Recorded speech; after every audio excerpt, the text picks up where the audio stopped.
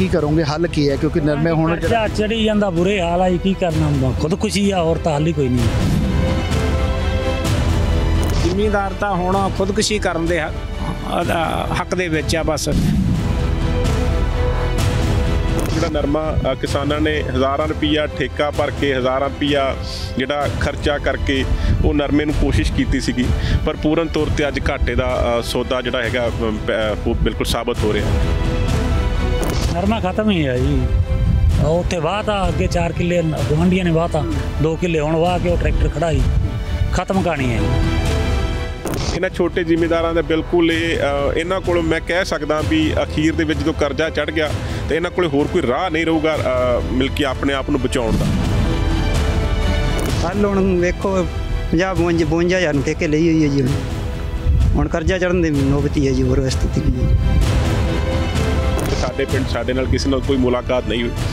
ਪੂਰਨ ਤੌਰ 'ਤੇ ਬਾਗ ਪੱਟੀ ਦਾ ਵੀ ਸਾਡਾ ਇਲਾਕਾ ਹੈ। ਪਹਿਲਾਂ ਅਸੀਂ ਬਾਗਾਂ ਦੀ ਜਿਹੜੀ ਸੀ ਕਿ ਹਜ਼ਾਰਾਂ ਏਕੜ ਸਾਡੇ ਇਲਾਕੇ ਨੇ ਪੱਟੇ। ਸਾਡੇ ਪਿੰਡ ਦਾ ਹੀ ਘੱਟੋ ਘੱਟ 400-500 ਕਿੱਲਾ ਪਹਿਲਾਂ ਕਿਨੂੰ ਦਾ ਬਾਗ ਪੱਟਿਆ ਗਿਆ, ਉਹ ਪਾਣੀ ਦੀ ਕਮੀ ਕਰਕੇ ਸੀਗਾ।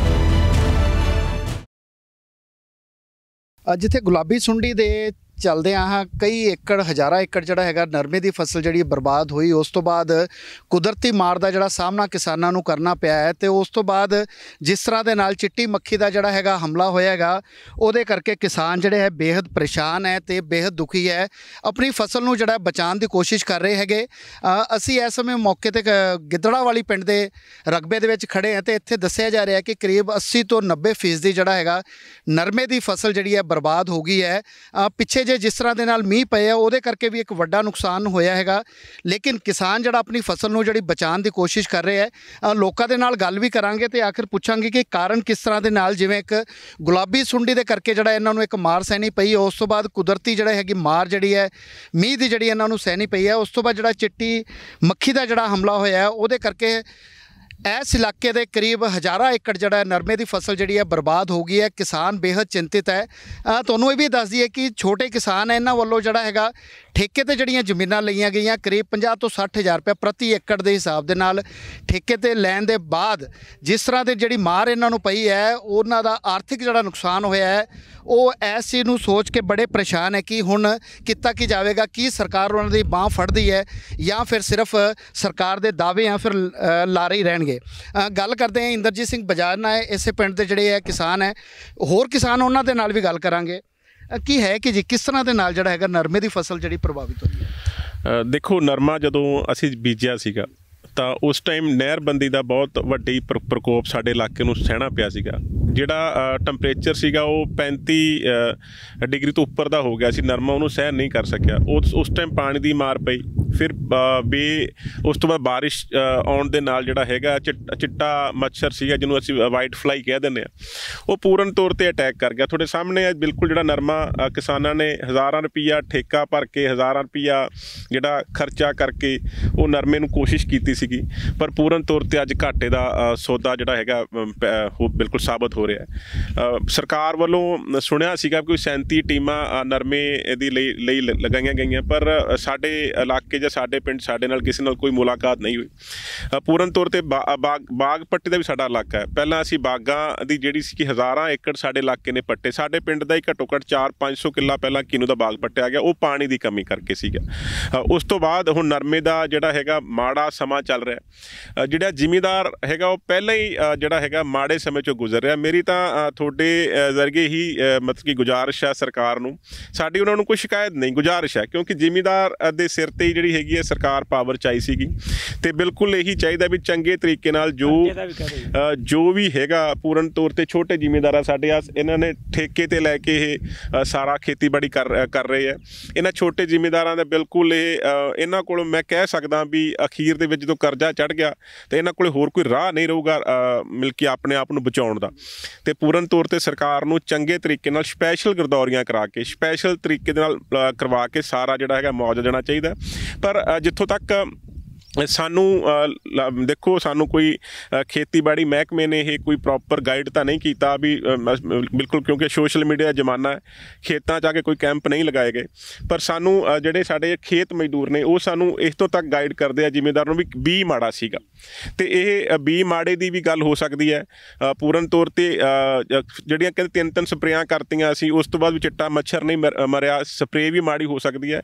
ਇਹ ਜ਼ਿਮੀਂਦਾਰ ਭੰਬਲ ਭੁੱਸੇ 'ਚ ਪਿਆ ਵੀ ਸਾਡੇ ਨਾਲ ਕੁਦਰਤ ਦੀ ਕਰੋਪੀ ਹੈ ਕਿ ਇਹ ਮਹਿਕਮੇ ਦੀ ਅਣਗਹਿਲੀ ਹੈ, ਜਾਂ ਜਿਹੜੇ ਪੈਸਟੀਸਾਈਡ ਕੰਪਨੀਆਂ, ਜਿਹੜੀਆਂ ਬੀ ਕੰਪਨੀਆਂ ਹੈਗੀਆਂ ਉਹ ਸਾਡੇ ਨਾਲ ਧੋਖਾ ਕਰ ਰਹੀਆਂ। ਪੂਰਨ ਤੌਰ 'ਤੇ ਸਰਕਾਰ ਨੂੰ ਚਾਹੀਦਾ ਵੀ ਇਹ ਸਾਰਿਆਂ ਦੀ ਬਾਂਹ ਫੜ ਕੇ ਪੂਰਨ ਜਿਹੜਾ ਹੈਗਾ ਸਾਡਾ ਜਿਹੜਾ ਸਾਰੇ ਜ਼ਿਮੀਂਦਾਰ, ਸਾਰੇ ਇਲਾਕੇ ਦੇ ਜ਼ਿਮੀਂਦਾਰਾਂ, ਚਾਹੇ ਸਾਡੀ ਮਾਨਸਾ ਤੋਂ ਲੈ ਕੇ ਅਬੋਹਰ ਤੱਕ ਕਪਾਹ ਨਰਮੇ ਦੀ ਪੱਟੀ ਹੈ, ਉਹਨੂੰ ਪੂਰਨ ਤੌਰ 'ਤੇ ਜਿਹੜਾ ਹੈਗਾ ਵੀ ਸਾਡਾ ਸਾਥ ਦੇਣਾ ਚਾਹੀਦਾ ਵੀ ਤਾਂ ਕਿ ਜ਼ਿਮੀਂਦਾਰ ਜਿਉਂਦਾ ਰਹਿ ਸਕੇ। ਅਤੇ ਉਸ ਤੋਂ ਬਾਅਦ ਲਾਸਟ ਈਅਰ ਗੁਲਾਬੀ ਸੁੰਡੀ ਦਾ ਬਹੁਤ ਵੱਡਾ ਅਟੈਕ ਹੋਇਆ ਸੀਗਾ, ਅਤੇ ਪੂਰਨ ਤੌਰ 'ਤੇ ਜ਼ਿਮੀਂਦਾਰ ਦੇਖੋ ਟਰੈਕਟਰ ਖੜੇ ਆ, ਜ਼ਿਮੀਂਦਾਰ ਹੁਣੇ ਨਰਮਾ ਵਾਹ ਕੇ ਹਟਿਆ ਉੱਥੋਂ ਬਿਲਕੁਲ। ਅਤੇ ਇਸ ਤਰੀਕੇ ਨਾਲ ਜੇ ਇਹੀ ਹਾਲਾਤ ਚੱਲਦੇ ਰਹੇ ਤਾਂ ਮੈਨੂੰ ਨਹੀਂ ਲੱਗਦਾ ਵੀ ਜ਼ਿਮੀਂਦਾਰ ਕਦੀ ਜ਼ਿੰਦਗੀ ਦੇ ਵਿੱਚ ਖੁਸ਼ਹਾਲੀ ਦੇ ਵਿੱਚ ਆ ਸਕਦਾ। ਕੀ ਲੱਗਦਾ ਬਾਈ ਜੀ ਤੁਹਾਨੂੰ, ਨਰਮਾ ਜਿਹੜਾ ਵੇਖਣ ਨੂੰ ਠੀਕ ਲੱਗ ਰਿਹਾ ਕਿ ਹਰਾ ਹੈਗਾ, ਲੇਕਿਨ ਤੁਸੀਂ ਕਹਿ ਰਹੇ ਹੋ ਕਿ ਇਹ ਜਿਹੜਾ ਖਤਮ ਹੋ ਗਿਆ? ਉਹ ਇਹ ਖਤਮ ਹੋ ਗਿਆ ਜੀ, ਪੱਤੇ ਡਿੱਗੀ ਜਾਂਦੇ ਆ, ਇਹਨੂੰ ਚਿੱਟੇ ਰੰਗ ਦੀ ਆਪਣਾ ਵਾਈਟ ਫਲਾਈ ਹੈ, ਉਹਦੇ ਨਾਲ ਸਪਰੇਆਂ ਕਰਨ ਦੇ ਬਾਵਜੂਦ ਵੀ ਨਹੀਂ ਉਹ ਮਰਿਆ। ਪਤਾ ਨਹੀਂ ਸਪਰੇਆਂ 'ਚ ਮਾੜੀਆਂ ਦਿੱਤੀਆਂ ਕਿ ਬੀਜ ਮਾੜੇ ਦਿੱਤੇ ਆ, ਪਤਾ ਨਹੀਂ ਕਿ ਜ਼ਿਮੀਂਦਾਰ ਤਾਂ ਹੁਣ ਖੁਦਕੁਸ਼ੀ ਕਰਨ ਦੇ ਹੱਕ ਦੇ ਵਿੱਚ ਆ ਬਸ, ਹੋਰ ਕੋਈ ਚਾਰਾ ਹੀ ਕੋਈ ਨਹੀਂ ਜ਼ਿਮੀਂਦਾਰ ਦੇ ਕੋਲੇ। ਕੋਈ ਪੈਸਾ ਨਹੀਂ, ਕੋਈ ਲੈਣੀ ਨਹੀਂ ਦੇਣੀ ਨਹੀਂ, ਕੋਈ ਦਿਹਾੜੀ ਦੇ ਦੇਣ ਜੋਗੇ ਪੈਸੇ ਨਹੀਂ ਜ਼ਿਮੀਂਦਾਰ ਕੋਲੇ। ਛੋਟੇ ਜ਼ਿਮੀਂਦਾਰਾਂ 2-2 ਕਿੱਲੇ ਵਾਲੇ ਕਈਆਂ ਨੇ ਆਪਣੇ 60-60 ਹਜ਼ਾਰ ਦੇ ਵਿੱਚ ਲੈ ਕੇ ਜ਼ਮੀਨਾਂ ਠੇਕੇ 'ਤੇ ਉਹ ਵਿਹਲੇ ਖੜੇ ਆ, ਅਤੇ ਬੀਜ ਮੁੱਲ ਦੇ ਪਾਏ ਆ, ਬੁਹਾਈਆਂ ਕਰਾਈਆਂ, ਸਾਰਾ ਹੁਣ ਦਿਹਾੜੀਆਂ ਲਾਈ ਜਾਂਦੇ ਆ, 500-500 ਰੁਪਈਆ ਇਹਨਾਂ ਦੀ ਦਿਹਾੜੀ ਹੈ। ਜ਼ਿਮੀਂਦਾਰ ਹੁਣ ਜਾਊ ਤਾਂ ਜਾਊ ਕਿਤੇ, ਸਰਕਾਰ ਨੂੰ ਬੇਨਤੀ ਕਰਦੇ ਆ ਵੀ ਸਾਡੀ ਬਾਂਹ ਫੜੋ, ਸਾਨੂੰ ਮੁਆਵਜ਼ਾ ਦਿੱਤਾ ਜਾਵੇ, ਸਾਡੀ ਸੁਣੀ ਜਾਵੇ। ਕੋਈ ਵੀ ਟੀਮ 37 ਟੀਮਾਂ ਅਸੀਂ TV ਸੁਣਿਆ ਸੀ ਵੀ ਬਣਾਈਆਂ ਸਰਕਾਰ ਨੇ, ਸਾਡੇ ਕੋਲ ਇੱਕ ਬੰਦਾ ਵੀ ਅਧਿਕਾਰੀ ਦੇ ਤੌਰ 'ਤੇ ਨਹੀਂ ਆਇਆ, ਨਾ ਹੀ ਸਾਨੂੰ ਪੁੱਛਿਆ। ਇਸ ਕਰਕੇ ਵੀ ਸਾਨੂੰ ਬੇਨਤੀ ਹੈ ਵੀ ਸਾਡੀ ਸਾਰੇ ਆਪਣੇ ਜ਼ਿਮੀਂਦਾਰਾਂ ਦੀ ਵੀ ਸਾਡੀ ਸਾਰ ਲਈ ਜਾਵੇ, ਸਾਡੀ ਬਾਂਹ ਫੜੀ ਜਾਵੇ। ਆਪਦੀ ਬਹੁਤ ਮਿਹਰਬਾਨੀ ਹੋਊ। ਸੋ ਅਸੀਂ ਤੁਹਾਨੂੰ ਤਸਵੀਰਾਂ ਜਿਹੜੀਆਂ ਹੈਗੀਆਂ ਗਿੱਦੜਾਵਾਲੀ ਪਿੰਡ ਦੇ ਰਕਬੇ ਦੀਆਂ ਦਿਖਾ ਰਹੇ ਹਾਂ। ਇੱਥੇ ਕਰੀਬ 80 ਤੋਂ 90% ਜਿਹੜਾ ਹੈਗਾ ਨਰਮੇ ਦੀ ਜਿਹੜੀ ਫਸਲ ਹੈ ਉਹ ਬਰਬਾਦ ਹੋਈ ਹੈ। ਜਿਸ ਤਰ੍ਹਾਂ ਦੇ ਨਾਲ ਤੁਸੀਂ ਸੁਣਿਆ ਕਿਸਾਨਾਂ ਦਾ ਕੀ ਕਹਿਣਾ, ਹੋਰ ਕਿਸਾਨ ਵੀ ਇਹਨਾਂ ਦੇ ਨਾਲ ਵੀ ਗੱਲ ਕਰਾਂਗੇ। ਲਗਾਤਾਰ ਜਿਹੜਾ ਹੈਗਾ ਕਿਸਾਨਾਂ ਨੂੰ ਜਿਹੜੀ ਮਾਰ ਪੈ ਰਹੀ ਹੈ, ਪਹਿਲਾਂ ਗੁਲਾਬੀ ਸੁੰਡੀ, ਉਸ ਤੋਂ ਬਾਅਦ ਕੁਦਰਤ ਦੀ ਮਾਰ, ਜਿਹੜਾ ਜਿਸ ਤਰ੍ਹਾਂ ਦੇ ਨਾਲ ਮੀਂਹ ਪਏ ਹੈਗੇ ਉਹਦੇ ਕਰਕੇ ਫਸਲਾਂ ਜਿਹੜੀਆਂ ਬਰਬਾਦ ਹੋਈਆਂ ਹੈਗੀਆਂ। ਉਸ ਤੋਂ ਬਾਅਦ ਜਿਹੜਾ ਹੈਗਾ ਚਿੱਟੀ ਜਿਹੜੀ ਮੱਖੀ ਹੈਗੀ, ਵਾਈਟ ਫਲਾਈ ਦਾ ਜਿਹੜਾ ਹੈਗਾ ਅਟੈਕ ਹੈ। ਉਸ ਤੋਂ ਬਾਅਦ ਜਿਹੜਾ ਹੈਗਾ ਨਰਮਾ ਦੇ ਹਾਲਾਤ ਇਸ ਤਰ੍ਹਾਂ ਦੇ ਕਿ ਦੇਖਣ ਦੇ ਵਿੱਚ ਲੱਗਦਾ ਹੈ ਕਿ ਨਰਮਾ ਹਰਾ ਹੈਗਾ, ਲੇਕਿਨ ਦੱਸਿਆ ਜਾ ਰਿਹਾ ਕਿ ਜਿਹੜਾ ਨਰਮਾ ਜਿਹੜਾ ਹੈਗਾ ਬਰਬਾਦ ਹੋ ਚੁੱਕਿਆ ਹੈ। ਕੀ ਕਰ ਰਹੇ ਹੋ ਜੀ ਹੁਣ? ਜਿਹੜਾ ਅਸੀਂ ਨਰਮਾ ਗੋੜ ਰਹੇ ਹਾਂ ਜੀ। ਅੱਛਾ, ਲੱਗਦਾ ਨਹੀਂ ਵੀ ਸਾਨੂੰ ਕੁਝ ਦੇਊਗਾ ਜੀ। ਇਹ ਬਹੁਤ ਜ਼ਿਆਦਾ ਮੱਛਰ ਬਹੁਤ ਆ ਜੀ, ਇੱਕ ਮੀਂਹ ਦੇ ਕਾਰਨ ਗੰਦ ਹੋ ਗਿਆ ਜੀ। ਇਹ ਠੇਕੇ ਤੇ ਲਈ ਸੀਗੀ ਜ਼ਮੀਨ? ਹਾਂਜੀ। ਅੱਛਾ, ਕਿੰਨੇ ਰੁਪਏ ਠੇਕਾ ਜੀ? 52,000 ਨੂੰ ਜੀ। ਅੱਛਾ, ਤੇ ਫਿਰ ਉੱਤੇ ਕਿੰਨਾ ਖਰਚਾ ਹੋ ਗਿਆ ਉਸ ਤੋਂ ਬਾਅਦ? ਉੱਤੇ 15,000 ਰੁਪਇਆ ਖਰਚਾ ਹੋਇਆ ਜੀ। ਤੇ ਫਿਰ ਹੁਣ ਕੀ ਕਰੋਗੇ? ਖਰਚਾ ਹੋਊਗਾ ਪੂਰਾ ਇਹਦਾ? ਖਰਚਾ ਹੋਊਗਾ ਜੀ, ਕਰਦੇ ਆ ਜੀ। ਹੁਣ ਰੱਬ ਅੱਗੇ ਬੇਨਤੀ ਕਰਦੇ ਆ ਵੀ ਚੰਗਾ ਹੋ ਜੇ। ਅਸੀਂ ਤਾਂ ਸਾਡੇ ਤਾਂ ਮਿਹਨਤ ਹੀ ਆ ਜੀ, ਮਿਹਨਤ ਕਰ ਸਕਦੇ ਹਾਂ ਜੀ। ਤੇ ਕੀ ਲੱਗਦਾ ਕਿ ਜਦੋਂ ਵਾਈਟ ਫਲਾਈ ਜਾਂ ਚਿੱਟੇ ਮੱਖੀ ਦਾ ਜਿਹੜਾ ਅਟੈਕ ਹੋਇਆ ਉਸ ਤੋਂ ਬਾਅਦ ਮਹਿਕਮਾ ਕੋਈ ਆਇਆ? ਨਹੀਂ ਜੀ, ਕੋਈ ਨਹੀਂ ਆਇਆ ਜੀ। ਹੈ? ਨਹੀਂ, ਕੋਈ ਨਹੀਂ ਆਇਆ ਜੀ। ਅੱਛਾ, ਤੇ ਫਿਰ ਉਹਨੂੰ ਕਿਵੇਂ ਬਚਾਉਣ ਦੀ ਕੋਈ ਸਪਰੇਅ ਵੀ ਕੀਤੀ ਹੋਣੀ? ਸਾਰਾ ਸਪਰੇਅ ਕਰੀ ਹੈ ਜੀ। ਅੱਛਾ, ਕੋਈ ਅਸਰ ਨਹੀਂ ਸਪਰੇਅ ਦਾ ਜੀ। ਕੋਈ ਅਸਰ ਨਹੀਂ ਹੈ। ਸੋ ਖੇਤੀਬਾੜੀ ਮਹਿਕਮੇ ਨੂੰ ਵੀ ਜਿਹੜਾ ਹੈਗਾ ਇਹਨਾਂ ਵੱਲੋਂ ਜਿਹੜਾ ਹੈਗਾ ਦੱਸਿਆ ਗਿਆ ਸੀ, ਲੇਕਿਨ ਖੇਤੀਬਾੜੀ ਮਹਿਕਮੇ ਵੱਲੋਂ ਕਿਸੇ ਵੀ ਤਰ੍ਹਾਂ ਦੇ ਕੋਈ ਇਹਨਾਂ ਦੀ ਮਦਦ ਨਹੀਂ ਕੀਤੀ ਗਈ, ਨਾ ਹੀ ਇਹਨਾਂ ਨੂੰ ਕਿਸੇ ਤਰ੍ਹਾਂ ਦੇ ਨਾਲ ਗਾਈਡ ਕੀਤਾ ਗਿਆ ਹੈ ਕਿ ਕਿਹੜੀ ਸਪਰੇਅ ਕਰਨੀ ਹੈ ਜਾਂ ਨਰਮੇ ਨੂੰ ਕਿਸ ਤਰ੍ਹਾਂ ਦੇ ਨਾਲ ਬਚਾਇਆ ਸਕਦਾ ਹੈ। ਬਾਈ ਜੀ ਕੀ ਲੱਗਦਾ ਨਰਮੇ ਦੀ ਫਸਲ? ਨਰਮਾ ਖਤਮ ਹੀ ਹੈ ਜੀ। ਉੱਥੇ ਵਾਹ ਤਾਂ ਅੱਗੇ 4 ਕਿੱਲੇ ਗਵਾਂਢੀਆਂ ਨੇ ਵਾਹ ਤਾਂ 2 ਕਿੱਲੇ ਹੁਣ ਵਾਹ ਕੇ ਉਹ ਟਰੈਕਟਰ ਖੜਾ ਜੀ, ਖਤਮ ਕਹਾਣੀ ਹੈ ਜੀ। ਤੇ ਫਿਰ ਕੀ ਕਰੋਗੇ? ਹੱਲ ਕੀ ਹੈ? ਕਿਉਂਕਿ ਨਰਮੇ ਹੁਣ ਜਿਹੜਾ ਚੜੀ ਜਾਂਦਾ, ਬੁਰੇ ਹਾਲ ਆ ਜੀ। ਕੀ ਕਰਨਾ, ਖੁਦਕੁਸ਼ੀ ਆ, ਹੋਰ ਤਾਂ ਹੱਲ ਹੀ ਕੋਈ ਨਹੀਂ ਜੀ। ਹੋਰ ਤਾਂ ਕੋਈ ਹੱਲ ਨਹੀਂ। ਬਾਗ ਸੀ ਉਹ ਪੱਟ ਕੇ ਨਰਮਾ ਬੀਜਿਆ, ਉਹ ਨਰਮਾ ਵੀ ਨਹੀਂ ਹੋਇਆ ਜੀ। ਬਾਰਿਸ਼ ਆਈ ਸੀ ਉਹਦੇ ਕਰਕੇ ਵੀ ਜਿਹੜਾ ਹੋਇਆ ਸੀ ਨੁਕਸਾਨ ਜਿਹੜਾ? ਹਾਂਜੀ ਹਾਂਜੀ, ਬਾਰਿਸ਼ ਆ ਗਈ, ਪਹਿਲਾਂ ਬੰਦੀ ਆ ਗਈ ਜੀ, ਬੀਜਿਆ ਨਹੀਂ ਗਿਆ, ਬੋਰ ਛੱਡ ਕੇ ਬੀਜਿਆ, ਉਦੋਂ ਨੂੰ ਲੇਟ ਹੋ ਗਿਆ। ਕੁਛ ਸਾਰਾ ਕੁਝ ਹੀ ਰਲ ਗਿਆ ਜੀ। ਕੁਛ ਮੌਸਮ ਦੀ ਮਾਰ ਆ ਜੀ, ਕੀ ਕਰੀਏ, ਖਤਮ ਖਾਣੀ ਹੈ। ਤੇ ਕੋਈ ਹੈ ਹੱਲ ਇਸ ਤੋਂ ਬਾਅਦ? ਕੀ ਇਹਨੂੰ ਪੱਟਿਆ ਜਾਵੇ ਜਾਂ ਜਿਸ ਤਰ੍ਹਾਂ ਵਾਇਆ ਤੁਸੀਂ ਦੱਸਿਆ?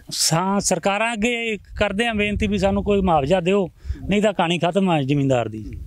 52,000 ਰੁਪਇਆ ਠੇਕਾ ਜੀ, ਕੁਛ ਨਹੀਂ ਜੀ। 15,000 ਉੱਤੇ ਲਾਈ ਬੈਠੇ ਆ ਜੀ। ਬੁਰੇ ਹਾਲ ਆ।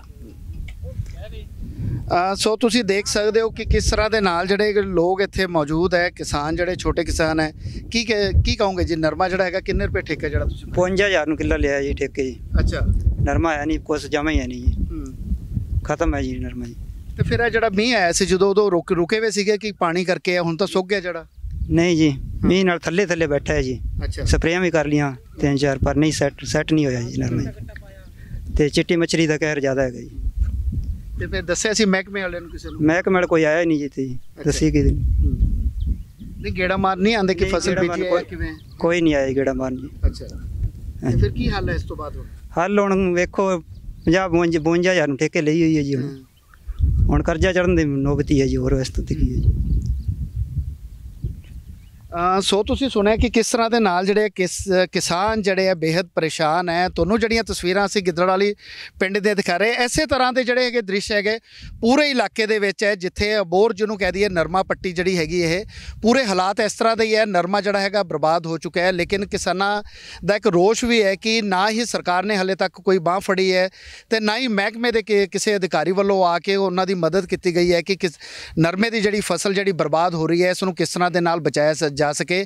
ਹੁਣ ਕਿਸਾਨਾਂ ਦੀ ਮੰਗ ਸਰਕਾਰ ਤੋਂ ਇਹੀ ਹੈ ਕਿ ਜੇਕਰ ਕਿਸਾਨਾਂ ਦੀ ਬਾਂਹ ਫੜਦੀ ਹੈ ਤਾਂ ਹੀ ਉਹ ਜਿਹੜੇ ਹੈਗੇ ਅੱਗੇ ਕਿਸੇ ਖੇਤੀ ਨੂੰ ਪ੍ਰਫੁੱਲਿਤ ਕਰ ਸਕਦੇ ਆ ਜਾਂ ਖੇਤੀ ਦਾ ਧੰਦਾ ਜਿਹੜਾ ਹੈਗਾ ਇਸੇ ਤਰ੍ਹਾਂ ਜਾਰੀ ਰੱਖ ਸਕਦੇ ਆ, ਨਹੀਂ ਤਾਂ ਕਿਸਾਨਾਂ ਦੇ ਹਾਲਾਤ ਖੁਦਕੁਸ਼ੀ ਕਰਨ ਵਾਲੇ ਹੈ। ਅਵਤਾਰ ਸਿੰਘ, ਰੋਜ਼ਾਨਾ ਸਪੋਕਸਮੈਨ ਟੀਵੀ, ਪਿੰਡ ਗਿੱਦੜਾਂ ਵਾਲੀ, ਅਬੋਹਰ।